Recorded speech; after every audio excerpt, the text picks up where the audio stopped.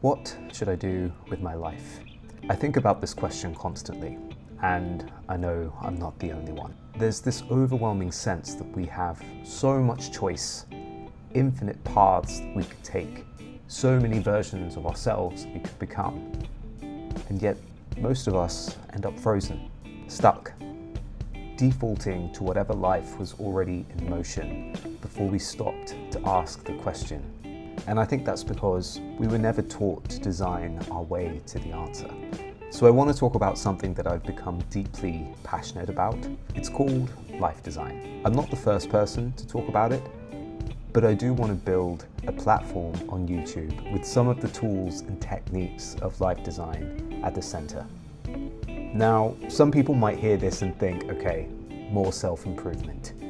And yeah, there's definitely overlap, but the way I see it, it's not about fixing yourself. It's about living with intention in a way that feels purposeful, goal-driven, rather than reactive and accidental. I'm a designer by profession. I spend my days applying frameworks and tools to solving complex challenges for my clients. And at some point, I had this realization: why am I not applying these tools to my own life? Why am I treating the most important design challenge of my life with less rigor than a client brief? So I decided to change that. The starting point of life design for me comes down to one deceptively simple question. What does success look like for you? Not what does success look like to your parents or to LinkedIn or according to whatever cultural script you've been handed, but to you personally. And I realized that I'd never sat down and really written that out. I had vague feelings about it. I had aspirations floating around in my head, but I'd never made it concrete, specific. So I did something that might seem a little unusual. I took a tool from my work in strategic design, the value proposition canvas, and I applied it to my own life.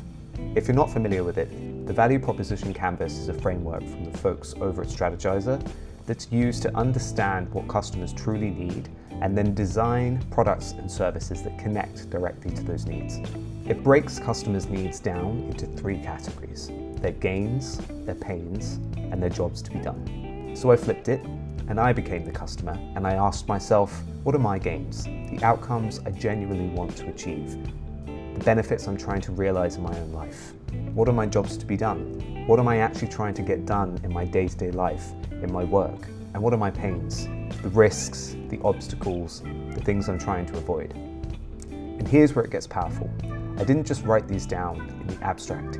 I mapped them across the major domains of my life: health, family, friendships, intimate relationships, career, education, personal growth, and recreation. When you lay it all out like that, domain by domain, you start to see your life with a clarity that's almost uncomfortable, because you start to realize how much you've been neglecting and how much you truly want. Once I understood the customer, once I understood myself, the next step was to build the value map. In value proposition design, this is where you explain the products and services your business will offer and how they will be gain creators, pain relievers, connected to your customers' needs. For our purpose, this is where you envision what you want for your life across those domains. But the key word here is outcomes, things that you have, things that you've built, whether they're tangible or intangible. So I started writing things like a career as an entrepreneur, a content platform on YouTube with thousands of subscribers, consistently good health, fluency in Japanese, a certain level of savings to give me financial freedom, a solid education that's helped me cultivate deep, marketable skills. And then comes the crucial step. You hold up that value map against your customer profile. Do your envisioned outcomes actually address your gains, your pains, your jobs to be done? Because if they don't, then you've designed the wrong life. You've designed a life for someone else. Now here's the part that a lot of people skip, and I almost skipped it too. You have to prioritize. Because when you go through this exercise, you're going to come up with a long list of things that you want. A beautiful, ambitious, slightly terrifying list. And you cannot pursue all of these things at once.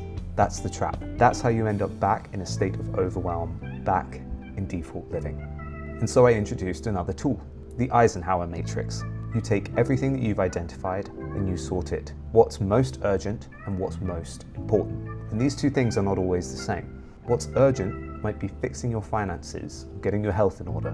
What's important might be building toward a long-term career as an entrepreneur or strengthening relationships with your family. The magic is in understanding which is which and then getting honest with yourself about where to start. That's how I'm going about it. Not trying to do everything at once, just getting incredibly clear on what I want and then choosing where to begin. I want to share something that underpins all of this for me. It might sound a little bit bold, but it's something that I absolutely believe to be true. I believe that we are all limitless. I believe that we can choose to redefine ourselves every single day of our lives. We are not fixed. We design ourselves. I think this is where so many people get stuck, not because they lack talent or opportunity, but because they were never taught that their lives were something that they could create. That's what this channel is about. That's what life design is about. Giving you the tools, the frameworks, and the perspective to apply your creative power to whatever it is that matters most to you in life. I'm not saying that I have it all figured out. I definitely don't. But I have a system and a starting point. The point of this channel is to share every step along the way with you as I go. If this resonated with you, you've been asking yourself the same questions, then I think you're in the right place. Subscribe if you want to follow along, and I'll see you in the next one.